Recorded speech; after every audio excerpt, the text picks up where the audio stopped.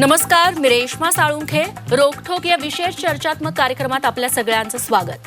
राज्यातली corona रुग्णवाढीची tsunami रोखण्यासाठी राज्यात 30 एप्रिलपर्यंत कडक निर्बंध लागू झालेत, तर दर शनिवारी आणि रविवारी कडक लॉकडाऊन असेल. मात्र यामुळे आता राज्यात अघोषित लॉकडाऊन सुरू झाल्याची ओरड सुरू झाली आहे.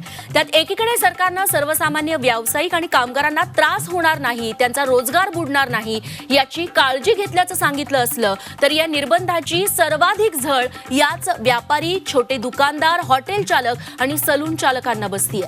त्यामुळे 8 एप्रिलपर्यंत ब्रेक द चेनच्या नियमात बदल करा, नाहीतर 9 एप्रिलपासून थेट दुकानं सुरू करण्याचा इशाराच महाराष्ट्र चेंबर ऑफ कॉमर्सनं दिलाय. दुसरीकडे केंद्रानं आठवडाभरापूर्वीच मिनी लॉकडाऊन किंवा कडक निर्बंध रुग्णवाढ कमी करण्यासाठी कामाचे नाहीत असं पत्राद्वारे कळवलेलं होतं. पण कोरोना रुग्णवाढीचा त्सुनामी रोखण्यासाठी निर्बंध किंवा लॉकडाऊनला पर्याय काय हाही प्रश्न उरतोच. म्हणूनच आजच्या चर्चेचा विषय आहे निर्बंधांचा कडक गोंधळ नेमका का सुरू आहे.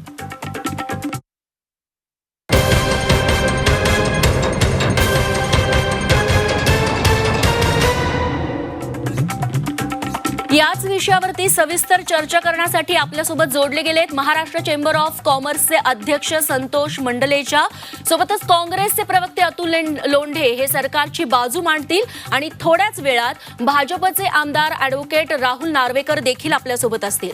सुरुवातीला आम्ही संतोष मंडलेचा यांच्याकडे जातीये. संतोषजी, कडक निर्बंध लागू झालेले आहेत. आम्ही देखील बातम्यांमध्ये दाखवतोय की व्यापारी सध्या किती नाराज आहेत, त्यांची कशी अडचण झाली आहे, व्यापार बंद पडलेले आहेत. पण तुमची नेमकी मागणी काय आहे?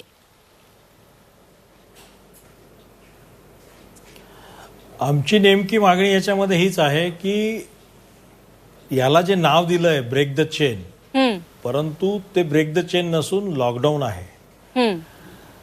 आम्हाला अशी याच्यामध्ये अपेक्षा आहे की पूर्ण लॉकडाऊन नसावं. तुम्ही कडक निर्बंध जे दिलेत ते निर्बंध पाळण्याकरता व्यापारी कटिबद्ध राहील. आजपर्यंत सरकारच्या बरोबर व्यापारी हा कायम राहिलाय, आजही आहे आणि तो उद्याही असणार आहे. परंतु ह्या सगळ्या गोष्टी करत असताना तर व्यापारी मिताकुटीस आला असेल आणि ज्यावेळेस व्यापाऱ्याच्या त्याचं उदरनिर्वाहावरती ज्यावेळेस गदा येते त्यावेळेस हा विचार निर्माण होतो. आणि म्हणून आम्ही सरकारला विनंती करतो आहोत की ह्या निर्बंधांमध्ये कुठेतरी तुम्ही शिथिलता द्या.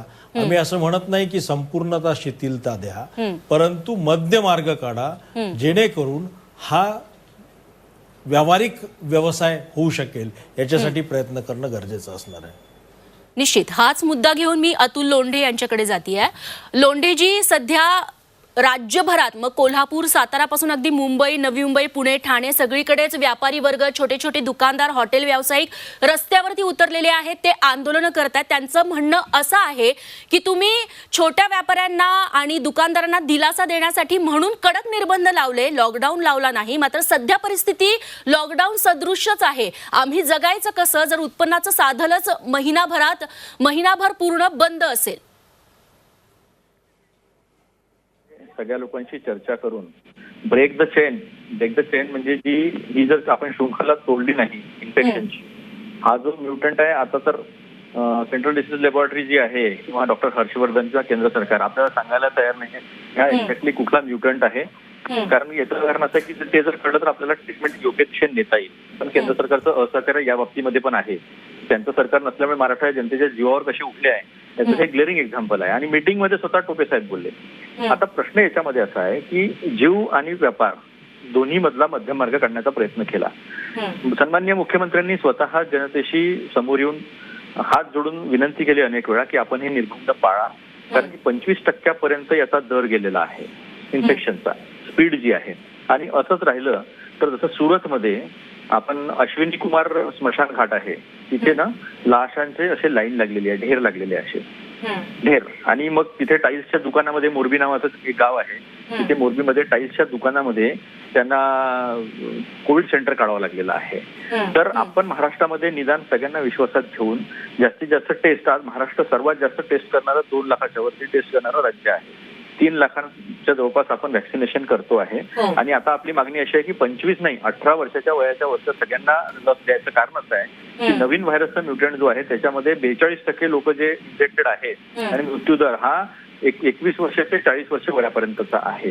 त्यामुळे जास्तीत जास्त निर्मिती करणे आणि पहिले आपल्या देशाची गरज पूर्ण करून नंतर मग बाहेर जे आहे त्याची आपण विचार केला पाहिजे. आज आधार पुनावाला ते पण म्हणतात की मी फार हतबल झालेलो आहे कारण 3,000 कोटी केंद्र सरकारने आम्हाला दिले नाही व्हॅक्सिन निर्माण करण्याचे आणि माझी आजची कॅपॅसिटी ही 6 ते 6.5 करोड व्हॅक्सिन निर्माण करण्याची महिन्यात आहे. आता याच्यामध्ये एक प्रश्न नक्कीच निर्माण झालेला आहे की जीवाला तर प्राधान्य आपल्याला द्यावं लागेल.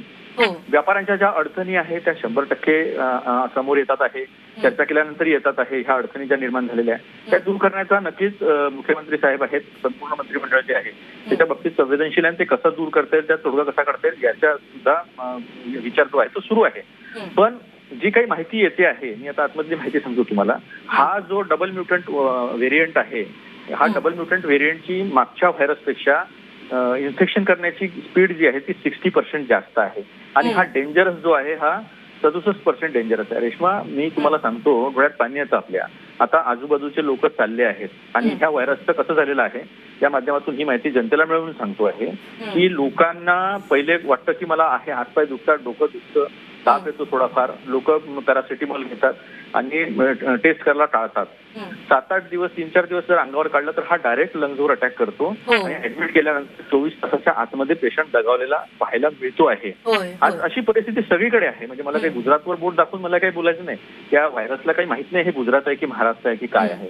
सगळीकडे कमी जास्त वेळेमध्ये हा सेकंड वेव्ह जी आहे ती सगळीकडे येणार आहे. युरोपात डिसेंबरमध्ये आली, आपल्या इकडे ती मार्चमध्ये येते आहे. त्यामुळे या सगळ्या वेव्हला आपल्याला पुढे जावं लागणार आहे. त्यामुळे मला असं वाटतं की व्यापाऱ्यांची जी मागणी आहे ती योग्य आहे, काय ती अयोग्य आहे असं आमचं म्हणणं नाही. पण आता हात जोडून केंद्र सरकारला विनंती आहे. तर कारण असं आहे की फायनान्सेसचे सगळे कर्ज निर्माण करायचं असेल, डिपॉझिट फायनान्सिंग करायचं असेल, 15 फायनान्स पे कमिशनच्या याच्यामध्ये असेल, नीती आयोग असेल, या सगळ्या गोष्टी ज्या वित्ताशी संबंधित आहेत. निश्चित केंद्र सरकारचं देखील लसींच्या बाबतीत असेल किंवा इतर नियम निर्बंधांच्या बाबतीत सहकार्य हवं आहे राज्याला.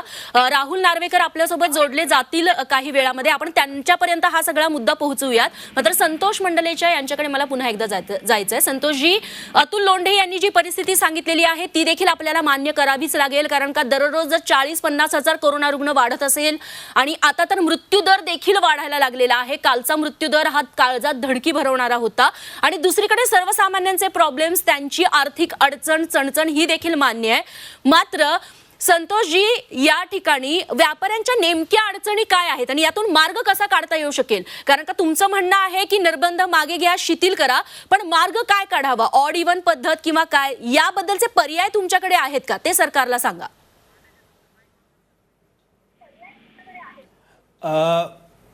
मला असं वाटतंय की आपले माननीय मुख्यमंत्री साहेब आहेत, यांनी अतिशय चांगली एक घोषणा केली होती, माझे कुटुंब माझी जबाबदारी. आणि ज्यावेळेस माझे कुटुंब माझी जबाबदारी ही घोषणा केली तर आम्ही पण त्याच कुटुंबातला आहोत. आणि जी काही रुग्णसंख्या वाढते ती पण आपल्याच कुटुंबातली आहे. त्याच्यामुळे आम्ही असं कधीच म्हणणार नाही की फक्त आमचाच विचार करा आणि रुग्णांचा विचार करू नका किंवा या कोरोनाची जी काही आता हालत आहे त्याचा विचार करू नका. परंतु जसे सुरुवातीला त्यांनी 2 दिवस शनिवार रविवार बंद ठेवला, नंतर कर्फ्यू ठेवला, जमावबंदी ठेवली, अनेक उपाय प्रयत्न केले. आज आमचं एवढंच म्हणणं आहे की आर्थिक कणा हा वर्षभरामध्ये छोट्या व्यापाऱ्यांचा अगदी कोलमडलेला आहे आणि आणखी जर 1 महिना असाच राहिला तर तो कुठेतरी उभा राहायचा प्रयत्न करतोय आणि ह्या प्रयत्नात तो असा आघात जर झाला तर तो संपून जाणार आहे. त्याच्यामुळे त्याच्याकडे असलेले रोजगार ती पण संपतील की काय अशी परिस्थिती निर्माण झालेली आहे. आम्ही सरकारच्या बरोबर आहोत, राहणार आणि सरकार जो नियम देईल त्याला आम्ही पूर्णपणे पाळणार. पण मंडलेच्या तुम्ही असं म्हणताय की 8 तारखेपर्यंत निर्बंध मागे घ्या, शिथिल करा, म्हणजे नेमकं काय करायचं? सरसकट दुकानं उघडायला परवानगी द्यायची, ऑड इव्हन पद्धत वापरायची किंवा स्पेसिफिक कुठल्या व्यापाऱ्यांची दुकानं आहेत ती सुरू ठेवा काही दिवस? नेमकं तुमचं म्हणणं काय? पर्याय तुम्ही सरकारला काय देणार आहात जेणेकरून ते देखील निर्णय घेऊ शकतील?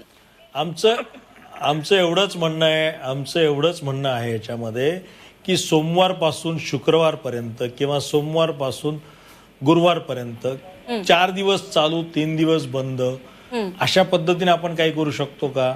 आमचा जो टायमिंग आहे सकाळी 7 ते रात्री 8, तर त्याच्याऐवजी तो सकाळी 9 ते 5 वाजेपर्यंत आपण काही करू शकतोय का?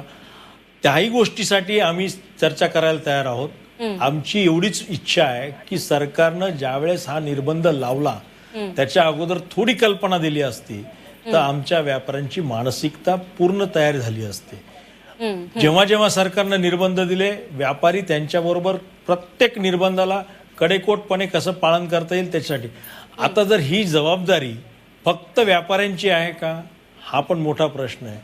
सगळ्या नागरिकांना माझं आव्हान आहे की ह्या सगळ्या कोरोनाच्या पार्श्वभूमीवरती आपण एक नागरिक म्हणून, आम्ही जरी दुकानदार असलो, व्यापारी असलो, तर आम्ही दुकानात असतो त्यावेळेस व्यापारी किंवा दुकानदार असतो, पण त्याच्यानंतर आम्ही नागरिकच आहोत.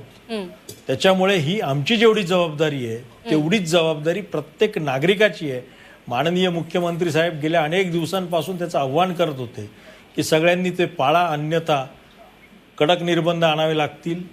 त्यांचं जे आव्हान होतं त्या आव्हानाला पुन्हा आपल्याला सगळ्यांना साथ द्यायला लागेल असं माझं मत आहे.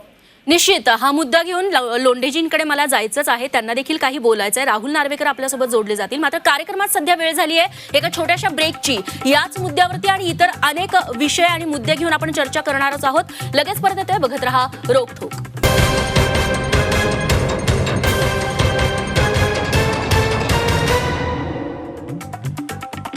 ब्रेक नंतर रोकठोक या विशेष चर्चात्मक कार्यक्रमात पुन्हा एकदा आपल्या सगळ्यांचं स्वागत. निर्बंधांचा कडक गोंधळ राज्यात जो सुरू आहे त्या विषयावरती आपण सविस्तर चर्चा करतोय आणि याचबद्दल बोलण्यासाठी आता मी काँग्रेस प्रवक्ते अतुल लोंढे यांच्याकडे जातीये.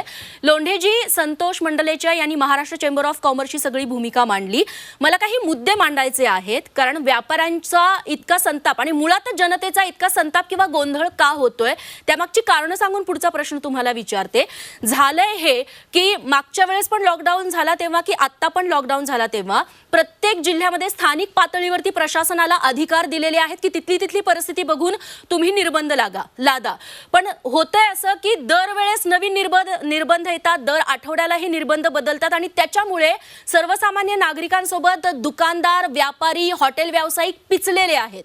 दुसरीकडे झालंय असं की असे निर्बंध लागतात, ठीक आहे आम्ही दुकानं बंद ठेवू, आम्ही हॉटेल्स बंद ठेवू, पण त्याचं भाडं तर आम्हाला भरावं लागतंय. त्याच्याबाबत सरकारने कुठला निर्णय घेतलेला नाहीये.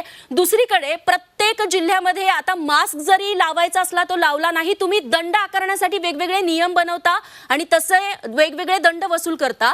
तर मग ही भाडे वसुली केली जाऊ नये याच्यासाठी काही बेसिक नियम का बनवले जात नाहीत? जर हे भाड्याचं टेन्शन गेलं, भाडं भरण्याचं, तर अर्धे व्यावसायिक निश्चिंत होतील. याबाबत जे नियम, निर्णय सरकारकडून घ्यायचे असतात ते कुठेतरी घेतले नाहीत आणि त्याची भीती जास्त करून व्यावसायिकांना आहे. याबाबत सरकार काही निर्णय घेणार आहे? रेश्माजी, अगदी ज्या अडचणी आपण सांगितल्या त्याच्याशी 100 नाही 200% मी आणि सरकार दोघेही आम्ही सहमत आहोत. म्हणजे जी काही चर्चा झाली ते सांगतो तुम्हाला. आता याच्यामध्ये एक महत्वाची गोष्ट अशी आहेत ना की जगभरामध्ये जे केंद्र सरकार आहे, म्हणजे इव्हन फ्रान्सनी जे पॅकेज दिलं ते युरोपकडून घेऊन दिलं, युरोपियन युनियनकडनं, तर अमेरिकेमध्ये दिलं, सगळीकडे असे पॅकेजेस दिले. केंद्र सरकार हे सक्षम आहे. मला काही म्हणजे बीजेपीचं बोलायचं नाही आणि जी वस्तुस्थिती आहे त्या वस्तुस्थितीवर बोलतो आहे. लोंढेजी, केंद्र सरकारकडून पॅकेज मिळो, राज्य सरकारकडून काही मदत मिळो ती पुढची गोष्ट.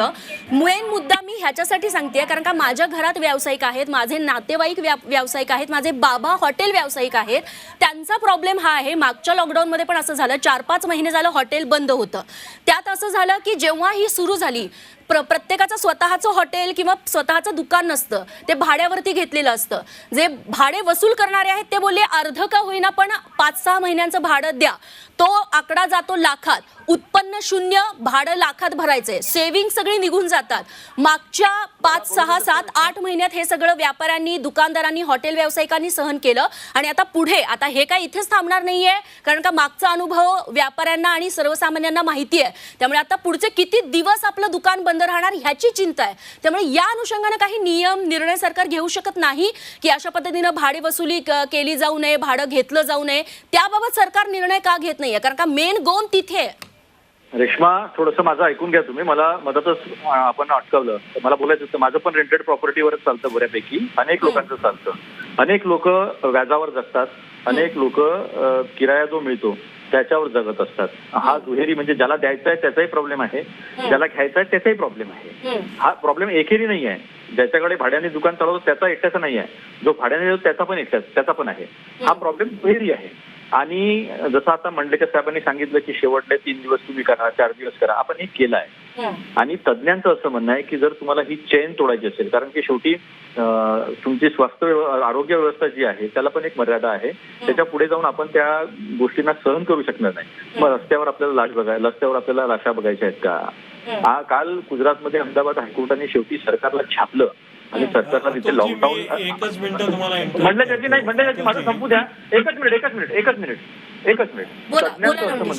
तज्ज्ञांचं असं म्हणणं आहे की 14 दिवसाचा कम्प्लीट लॉकडाऊन लोकांना एक दुसऱ्यापासून दूर ठेवून जर नाही केलं तर ह्या वेव्हला आपण थांबवू शकणार नाही, असं तज्ज्ञांचं म्हणणं आहे. आपण वीकेंडला जे आहे ते स्थानिक प्रशासनाने वीकेंडचे लॉकडाऊन केले, अमरावतीमध्ये केले, नागपूरमध्ये केले, सगळीकडे केलेले आहे. एक स्वैच्छिक लॉकडाऊन पण केले. स्वैच्छिक लॉकडाऊन झाला 2 दिवसाचा की तिसऱ्या दिवशी अशी गर्दी उसळते, कोणी ऐकायलाच तयार नसतं. परवा नाशिकमध्ये बघितलं तुम्ही, एका लग्नामध्ये रेड घातली. किती वाईट वाटतं की एक नवरा नवरी पळून राहिलेले आहे. त्यामुळे हा प्रश्न जो आहे की 2 दिवसाचं लॉकडाऊन करा, 3 दिवसाचं लॉकडाऊन करा आणि मग ही चेन ब्रेक करा. चेन ब्रेक कशाने होते ते करायचं की आपल्याला जे कन्व्हिनियंट वाटतं ते करायचं. शेवटी लोकांचे जीव महत्वाचा, हा एक प्रश्न. माझं एकच इथे सिंपल मागणं आहे. राहुल नार्वेकरजी बसले, अतिशय समजदार व्यक्ती आहेत ते. कदाचित शासनातले काही लोक बघत असतील, देवेंद्र फडणवीस जे बघत असतील, तर एकच विनंती आहे. तेच लोकांचे पेमेंट आहे, लोकांच्या खिशात सरळ जर पैसा कर्मचाऱ्यांच्या त्यांच्या खिशात केंद्र सरकारने जर टाकला तर आपल्याला याच्याशी लढता येईल. आणि मग जसं जसं कमी होईल, काही कुणी सरकार स्वेच्छेने लावत नाही लॉकडाऊन. सरकारचा स्वतःचा रेव्हेन्यू कमी होतो, SGST मध्ये रेव्हेन्यू कमी होतो, सगळ्या गोष्टीचा सरकारचा रेव्हेन्यू कमी होतो. मागच्या वेळेस आपण अर्धा पगार दिला होता. निश्चित लोंढेजी, याचं उत्तर आपण नार्वेकरांकडून देखील घेऊयात. नार्वेकरजी, लोंढेजींचं म्हणणं तुम्ही पूर्ण ऐकलेलं आहे. केंद्र सरकारकडून म्हणावं तसं सहकार्य अजूनही मिळत नाहीये राज्याला. आता लसींबाबत आरोग्यमंत्र्यांनी मोठं विधान केलेलं आहे की जर लसींचा पुरवठा झाला नाही तर पुढच्या 3 दिवसात राज्यातलं लसीकरण थांबू शकतं, जे की खूप भयानक परिस्थिती होईल. त्याच्यामुळे नार्वेकरजी, हे सगळे मुद्दे आहेत, लोंढेजींच्या मतावरती बोलाच, मात्र आपल्याकडची वेळ संपत आली आहे. एक महत्वाचा प्रश्न, भाजप आता सातत्याने विरोध करते, म्हणते हे असदृश्य लॉकडाऊन आहे. मग या लॉकडाऊनला पर्याय काय, ते भाजप का सुचवत नाहीये? सर्वप्रथम आपल्याला सांगू इच्छितो की काँग्रेस, राष्ट्रवादी काँग्रेस आणि शिवसेना सरकारचं एकच भूमिका राहिली आहे की आपलं अपयश असेल की ते केंद्राच्या खात्यावर केंद्राला महाराष्ट्र शासनाच्या राहिलेलं आहे. आज गेले, आता तुमचं ऐकून घेतलं, तुम्ही शांतपणे ऐका. तुमच्याकडे ऐकण्याची क्षमता असेल लोंढेजी, नार्वेकरांना बोलू द्या. नार्वेकर, तुमचा मुद्दा पूर्ण करा. असेल तर शांत बसा. जर ऐकण्याची क्षमता ठेवा, थोडी ऐकण्याची थोडी क्षमता ठेवा. लोंढेजी, तुमचं म्हणणं पूर्णपणे त्यांनी ऐकून घेतलं, तर त्यांचं देखील म्हणणं आपण ऐकून घेऊया. हे बघा, तुम्ही ओढून ताणून, मला असं वाटतंय की हा जो विषय आहे हा व्यापाऱ्यांचा आहे की राजकारणाचा आहे, याचा मोठा प्रश्न निर्माण झालेला आहे. आता राष्ट्रवादी आणि शिवसेनेनी ओढून ताणून जबरदस्तीने सत्ता घेतली आहे. त्यांना एक समजायला पाहिजे की त्यांनी उत्तर द्यायचं असतं, प्रश्न विचारायचे नसतात. तुम्ही सत्तेत आहात हे विसरू नका. जनतेच्या प्रश्नांना उत्तर द्यायचं हे तुमचं काम आहे आणि ते विसरू नका. नार्वेकरजी, पॉलिटिकल अँगलने आज तरी किमान चर्चा नको. खरंच गंभीर मुद्दा आहे. मी साधा सोपा प्रश्न विचारला. भाजप असं म्हणतंय कडक निर्बंध आहे, अदृश्य असं लॉकडाऊन लागलेलं आहे, तर मग लॉकडाऊनला पर्याय काय? सेंट्रल डिसीज लॅबोरेटरी कोणता म्युटंट आहे ते का सांगत नाही? हे पहा, सर्वप्रथम आपल्याला सांगू इच्छितो की केंद्राने पुरेपूर मदत महाराष्ट्राला दिली आहे. इतर राज्यांच्या तुलनेत महाराष्ट्राला मुक्तमाप दिलेलं गेलं आहे. महाराष्ट्राला अधिक कोटा, मग तो आर्थिक मदतीचा असो किंवा औषध पुरवठ्याचा असो, हे महाराष्ट्राला त्यांना इतर राज्यांच्या कंपॅरिझन मध्ये मिळायला पाहिजे त्याच्यापेक्षा अधिकच केंद्र देत आलं आहे. पण राज्य शासनाकडनं कोणतीही पावलं उचलली गेली नाहीयेत या समस्येवरती, या अडचणीवरती मात प्राप्त करण्यासाठी. आज या परिस्थिती, लॉकडाऊनची परिस्थिती असो किंवा या पॅन्डेमिकची परिस्थिती असो, आज जवळजवळ सव्वा वर्षाचा काळ पलटूनही महाराष्ट्रात मुंबई सारख्या शहरात अजूनही जम्बो सेंटर्स एस्टॅब्लिश केले गेले नाहीयेत. पाहिजे तशी महानगरपालिकेने सोय केलेली नाहीये. केवळ नागरिकांच्या अधिकारावरती गदा आणून जबरदस्तीचं लॉकडाऊन थोपून एक प्रकारे सरकार आपलं अपयश लपवण्याचा प्रयत्न करत आहे. आपण एक लक्षात घ्या की मनुष्य जीवनाला प्राथमिकता मिळणं हे स्वाभाविक आहे. कोणीही याच्यात विरोधाभास मांडणार नाही. पण आपण हा मनुष्य जीवनावरती जेव्हा तेव्हा सर्वसामान्यांच्या रोजच्या दिनक्रमामध्ये फार फरक न पडता कमीत कमी त्यांना त्रास देऊन हे निर्बंध लादले जाणं अपेक्षित होतं. मात्र नार्वेकरजी मी जो प्रश्न विचारला त्याचं उत्तर तुम्ही दिलेलंच नाही की लॉकडाऊनला पर्याय काय आणि व्यापाऱ्यांची जी अडचण आहे त्या मुद्द्यावरती आपण बोलत होतो. माफ करा नार्वेकरजी, लोंढेजी माफ करा, कार्यक्रमाची वेळ संपलेली आहे. मात्र याच्यामध्ये फक्त राजकीय आरोप प्रत्यारोप न होता काहीतरी निर्णय होणं गरजेचं आहे. कारण का प्रश्न आहे तो सर्वसामान्यांचा. कोरोनाचं संकट आपल्याला मान्य आहे, किती ते गंभीर आहे, त्याच्यासाठी जनता सहकार्य करायला तयार आहे. पण जनतेचं, व्यापाऱ्यांचं म्हणणं देखील सरकारनं ऐकून घेऊन तसे निर्बंधांमध्ये थोडी शिथिलता आणणं किंवा बदल करणं देखील गरजेचं आहे. आणि त्याच मुद्द्यांवरती चर्चा करण्यासाठी आजचा हा कार्यक्रम होता. मान्यवरांनी या चर्चेसाठी वेळ दिला, सगळ्यांचे आभार मानते आणि रोकठोक मध्ये इथेच थांबतोय. बघत रहा झी 24 तास.